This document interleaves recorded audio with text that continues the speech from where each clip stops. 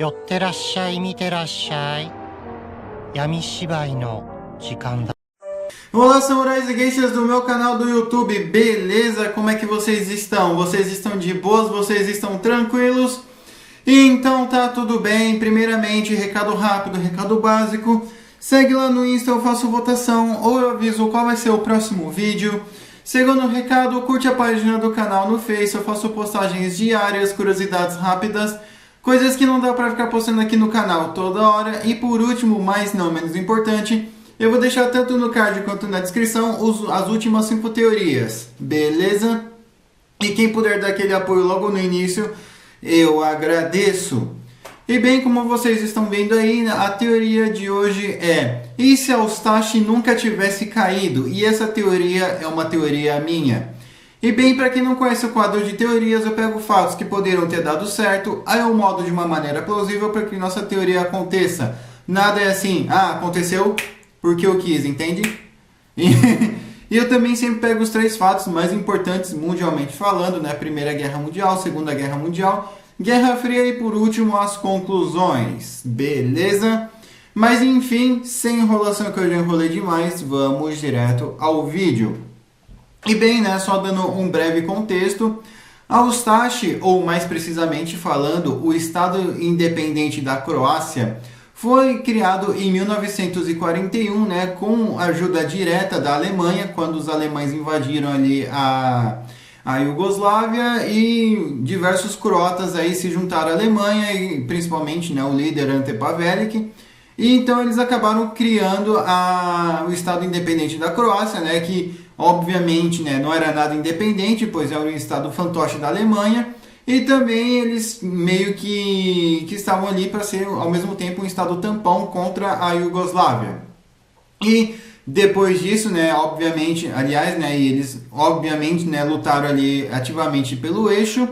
E depois disso, Josip Broz Tito, ele acabou invadindo ali a Croácia e voltou a ser tudo Iugoslávia. Mas como que seria se a Eustache nunca tivesse caído? Vamos lá. Bem, primeiramente vamos mudar o início, né? Em vez da Alemanha invadir, meio que teria que ser uma decisão própria dos croatas, né? Em vez de ter uma ajuda direta da Alemanha, vamos supor que a Alemanha não querendo desviar muito recurso e não querendo desviar muito foco ali, principalmente ali da União Soviética e fazendo frentes a outros países, vamos supor que tanto a Itália quanto a Alemanha acabem ajudando sim a Eustache, contra os iugoslavos, justamente, né, pelo fato, né, de que, bem, poderia ser mais um país aí pró-eixo.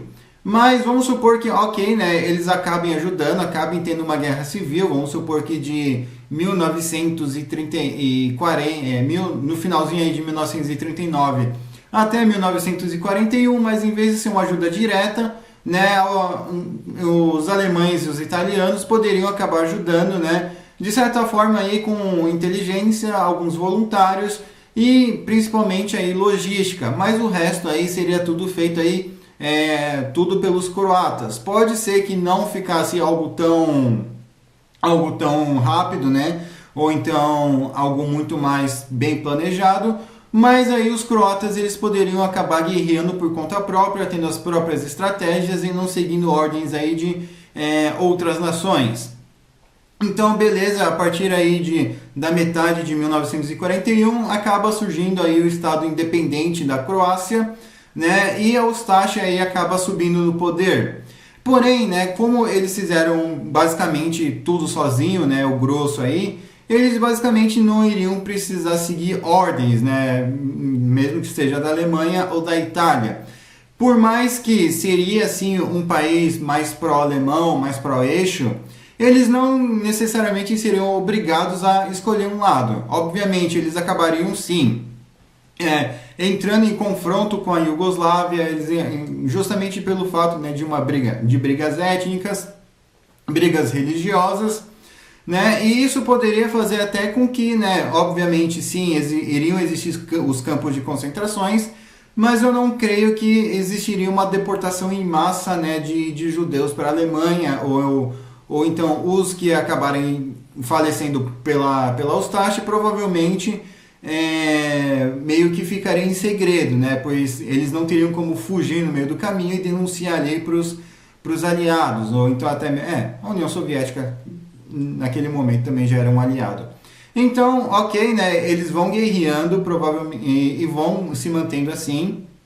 Aí em 1945, né? E sem contar que beleza, né? Em troca aí da ajuda da Alemanha e da Itália, eles também podem eventualmente mandar alguns voluntários, mandar armas, munições e uma certa logística, né? Justamente porque assim eles também pegam experiência em batalha, experiência em guerra, e eles cumprem aí com a parte do acordo e talvez até mesmo deem alguma grana ou então paguem em algum tipo de recurso natural, algo que possa ser usado desde soldados a trabalhadores, enfim.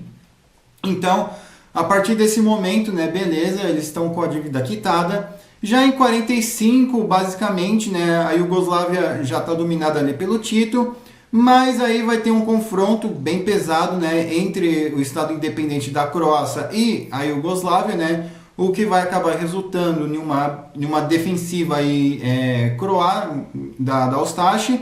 Obviamente, né, vão sim, milhares, aliás, né, de croatas vão ser empacotados, os iugoslavos também, e o Tito vai pensar, mano, a gente não está tendo progresso aqui, vamos deixar isso aí como que tá. Não vamos alterar o status de guerra no momento, mas vamos deixar as coisas aí do modo que estão. Quando a União Soviética acaba invadindo a Hungria, né, e pedindo uma certa ajuda aí do Tito, né, para invadir a Croácia, o Tito meio que talvez possa entrar em um acordo, né, mas novamente os croatas, vamos supor aí que a Ustashi consegue sim, isso já após a rendição da Alemanha, tá? A Ustashi consegue sim acabar defendendo as fronteiras e também, né, já estava ficando algo bem desgastado ali para a União Soviética pela Hungria. Então, a partir desse momento, né, já mais ou menos aí perto da rendição do Japão, a União Soviética tenta pedir uma ajuda aí para o Tito, mas ao mesmo tempo o Tito vai lá e nega, né, pois ele pode ver esse negócio aí de soldados soviéticos entrarem na Iugoslávia para invadir a Croácia, só que o Tito poderia acabar enxergando isso como uma espécie de ocupação legal, né?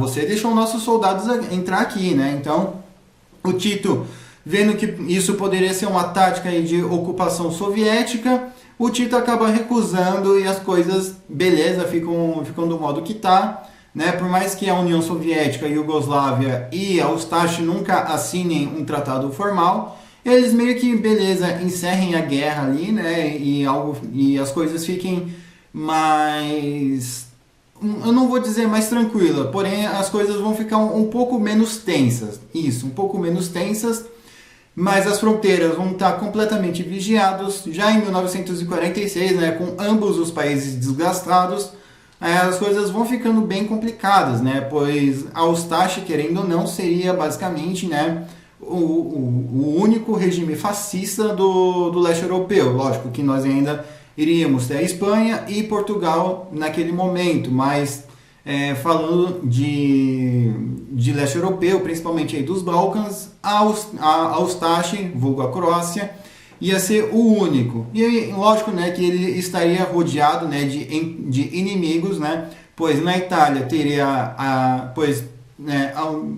Itália, teria a Iugoslávia e teria a Hungria e Soviética.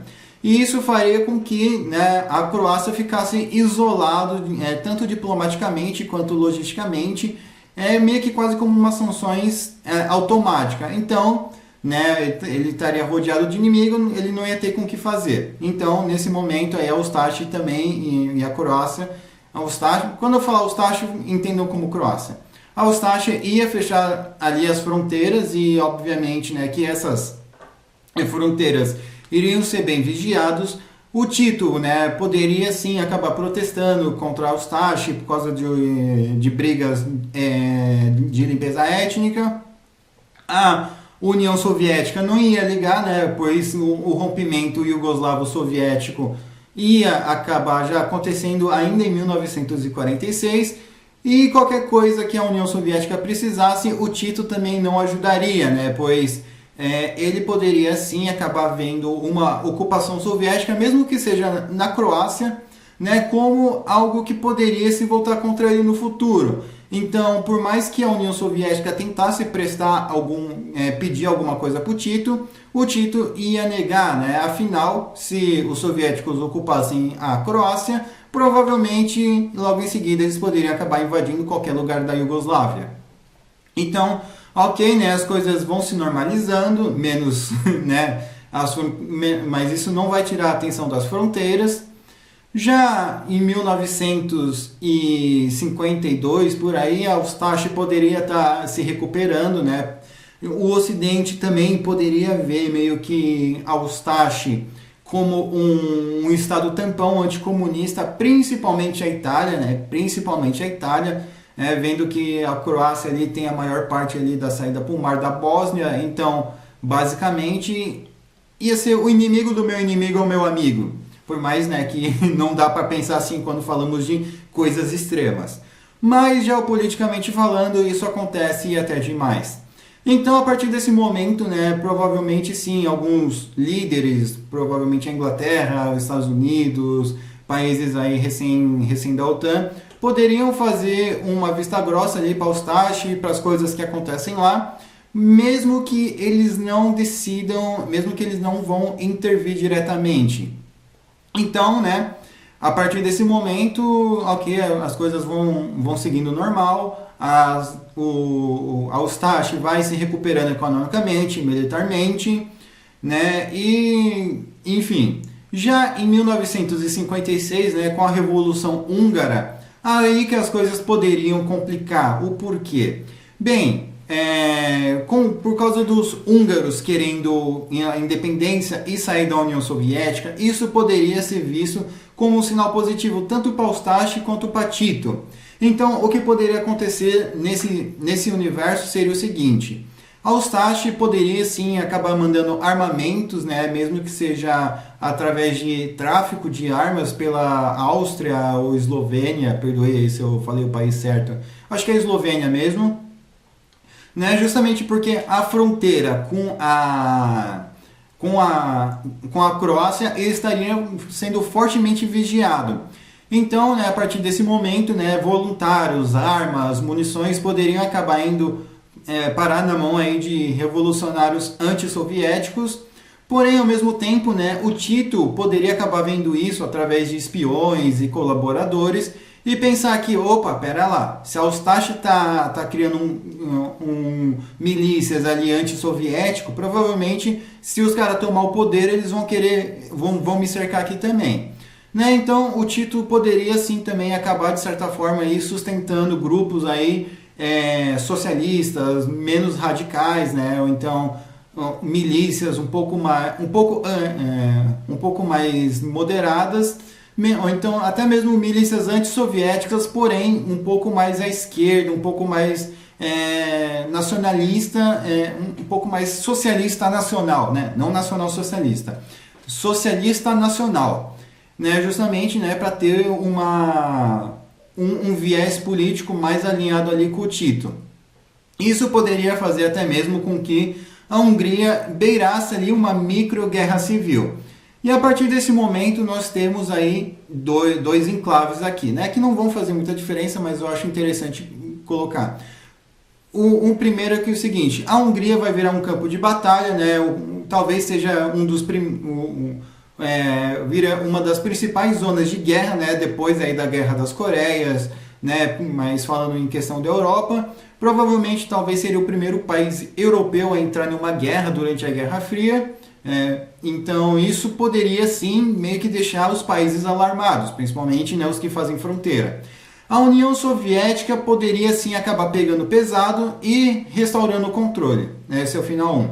O segundo final é que depois de tanta pancadaria, né, a Hungria acaba se livrando, né, de um governo soviético, ao mesmo tempo em que eles vão atrás da Ustashi, né, de uma Ustashi húngara, e de pessoas ali pró-iugoslávias da Hungria. Então, a partir desse momento, né, sim, pode ter uma colaboração entre fascistas, socialistas e nacionalistas contra os soviéticos, mas depois eu creio que poderia acabar virando tipo uma caça às bruxas. Ou então, né, tanto a Iugoslávia poderia acabar fazendo um estado tampão e a Ustashi também, né, justamente para eles poderem se defender ou então eventualmente aí pelo menos segurar as fronteiras verídicas deles, né? Então a partir, mas enfim, né, isso daqui é só um adendo que eu achei legal colocar. Já durante o decorrer aí da Guerra Fria, eu acredito que a Ustashi ou a Croácia não faria parte da OTAN, mas ao mesmo tempo eles acabariam sim sendo sustentados ali indiretamente ou por debaixo dos panos como um idiota útil. Afinal, né, muitos da diáspora croata, né, muitos croatas aí da diáspora poderiam acabar vendo uma forma aí de, por exemplo, um croata tá na CIA, tá na CIA, tá no FBI. Ok, esse croata ele volta meio que legalmente para a Croácia para espiar tanto a Iugoslávia ou então os movimentos da Hungria, né? Isso também os croatas da Iugoslávia, os croatas socialistas poderiam acabar indo lá, né, para espiar a Ustashi e o próprio Ocidente. E sim, a Croácia poderia acabar virando sim um centro de espionagem, afinal estaria basicamente no coração dos Balcãs, né, e estaria ali perto da União Soviética, Iugoslávia e eventualmente aí no Mar da Itália. Então qualquer movimento aí já poderia, deixar os países mais preparados e até mesmo antecipar alguma coisa. O que eu acho que não aconteceria, né? Pois a Croácia, né, ou a Ustashi não teria peito para atacar a OTAN e ao mesmo tempo eles não arriscariam uma guerra na Iugoslávia e que a União Soviética acabe sustentando grupos aí antifascistas, anti-Ustashi, né? Para causar um tumulto interno. Então, nesse sentido, durante a Guerra Fria, a Ustashi poderia acabar ficando na dela, isolado e tal. Já em meados aí dos anos 90, 92, 93, né, a Ustashi meio que poderia acabar se reformando, né, em vez de ser uma espécie aí de governo militar autoritário, eles poderiam deixar de ser um governo militar, mas continuariam sendo autoritários, né? Eles acabariam sim por tirar as imagens de Ante Pavelić, né, perdão a pronúncia, poderiam acabar tirando alguns símbolos, algumas menções aí, né? Não estou falando que seria um país aberto, mas eles estariam tentando, entre aspas, aí, reformar a imagem, né? Literalmente só para inglês ver, pois internamente ia continuar tudo a mesma porcaria.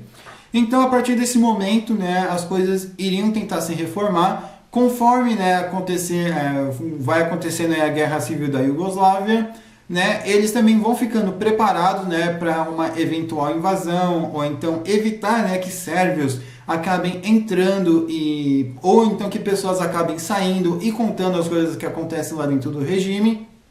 Então, as fronteiras estariam extremamente bem vigiados e a partir desse momento, né, as coisas iriam se acalmando, né, a Ustashi poderia acabar abaixando as armas novamente e levantando os paletós, hein? Essa foi boa, hein? Com isso, né, a Ustashi ela vai se mantendo, mas em vez de governar com as armas, eles vão governar ali através das jurisdições, do dinheiro, da diplomacia, né? Diplomacia entre aspas, burocracia entre aspas também, né? Para parecer um Estado mais civilizado e não parecer um Estado tão agressivo na visão do Ocidente. E isso poderia até mesmo fazer com que a Croácia, né, fosse convidado à OTAN. Ah, Bruno, mas a Croácia, a Ustashi é uma ditadura. Sim, a Turquia também está na OTAN. Então meio que as coisas poderiam continuar do modo que está, né? Então, a partir desse... Mas eu não acho que talvez eles fariam parte da União Europeia, né? pois isso iria demandar muita coisa. Muito provavelmente, né, a Croácia de hoje em dia seria um país fechado, mídia controlada, né? Talvez alguns lugares seriam abertos a turistas, mas seria algo bem rígido, né? Os servidores aí seriam bem controlados, o Ocidente poderia estar passando um pano, ou então eventualmente, né, chamando atenção só para falar que está fazendo alguma coisa. Mas isso seria um gesto muito mais simbólico do que um gesto verídico mesmo, algo mais, algo com mais substância. Então eu acho que nos dias atuais, eu acho que a Croácia ia ser uma espécie de Belarus, ser uma espécie aí de Rússia, de Putin. Mas sim, protestos aconteceriam, poderiam sim ter pancadas, eventualmente uma coisa ou outra aí poderia acabar vazando, deserções, né? Mas afinal, como eles estão sob o guarda-chuva do Ocidente, poderia sim ter uma passada de pano, né? A não ser que seja algo tipo, invadiu um país, opa, aí já passou dos limites, né? Ou então o Ocidente mesmo poderia acabar moldando um líder aí da Ustashi, né, para ser mais apresentável ao público. Enquanto isso, os verdadeiros carniceiros, né, iriam continuar ali, né, atrás aí atrás aí das cortinas, só mexendo as cordinhas. Beleza? Mas enfim, espero que vocês tenham gostado. Eu estou deixando a thumb aí, né, para quem quiser usar, mas só dê aquele crédito. Não se esqueça, né, de curtir, compartilhar, se inscrever. Comentem aí o que vocês acharam, comentem o que vocês acrescentariam, o que vocês removeriam. Comentem aí a teoria de vocês. Eu demoro, mas eu faço. Beleza? Não se esquece, né, de curtir, compartilhar, se inscrever. Me siga no Insta e nas minhas outras redes sociais aqui na descrição. Quem puder dar aquele apoio, eu agradeço. Quem puder ver as outras teorias também, eu agradeço. Passe esse vídeo para um amigo seu, com uma amiga sua ou com uma pessoa que se identifica. Beleza? Falou e fui!